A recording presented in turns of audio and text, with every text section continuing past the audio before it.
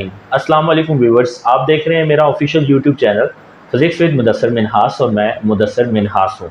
तो व्यूवर्स, आज का टॉपिक है गॉसेस लॉ के बारे में और इसमें हम गॉसेस लॉ क्यों इस्तेमाल करते हैं और गॉसेस लॉ को कैसे इस्तेमाल करते हैं, ये तमाम चीज़ें इस टॉपिक के अंदर हम पढ़ेंगे। तो व्यूवर्स, चलते हैं इस टॉपिक की तरफ। टॉपिक पे चलते हैं। आज का टॉपिक है Gauss's law. Gauss's law is used to find electric intensity at a point near any type of charge।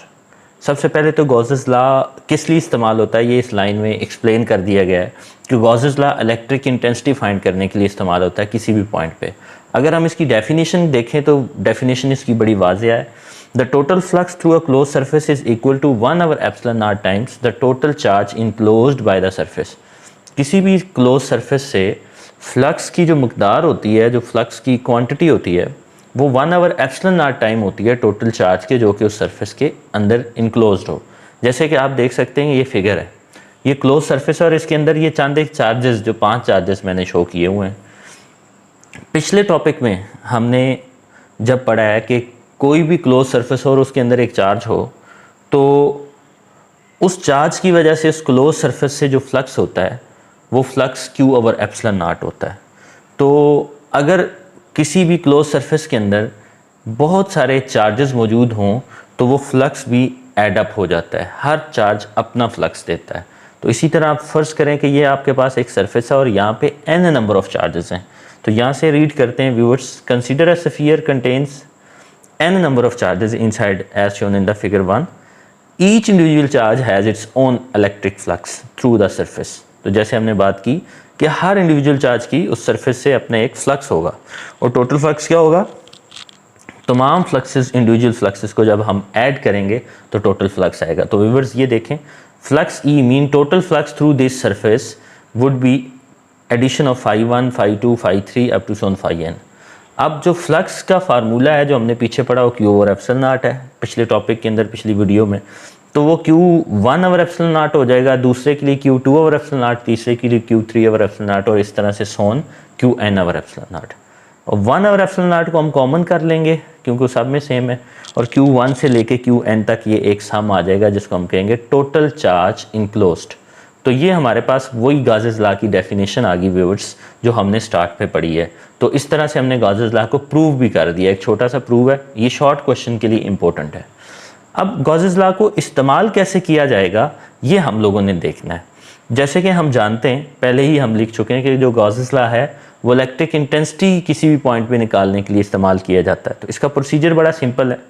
सबसे पहले हम एक इमेजिनरी सरफेस एज्यूम करते हैं और उस इमेजिनरी सरफेस को हम गाजियन सरफेस कहते हैं और हम उस पॉइंट के गिर्द एज्यूम करते हैं जहाँ पे हमने इलेक्ट्रिक इंटेंसिटी हमें चाहिए होती है।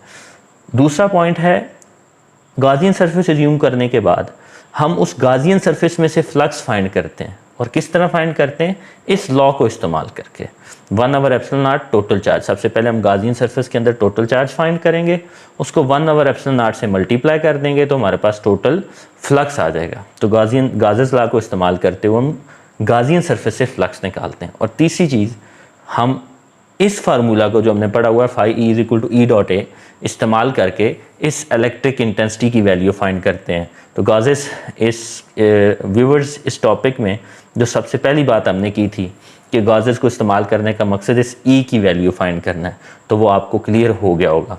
तीसरा पॉइंट आपको क्लियर कर रहा है। अब इसमें ये एरिया एक इम्पोर्टेंट फैक्टर है। अगर हमें एरिया का नहीं पता होगा तो हम एरिया को उधर जाके डिवाइड नहीं कर पाएंगे, लिहाजा इस चीज़ का तल्लुक फर्स्ट स्टेप से है। हम गाजियन सरफेस कोई भी सरफेस नहीं उठा के ले लेते, बल्कि इसकी चंद एक खसूसियात होती हैं। तो अगर हम गाजियन सरफेस की चॉइस पे जाएं, उसकी खसूसियात पे जाएं, तो ये 3 उसकी खसूसियात हैं।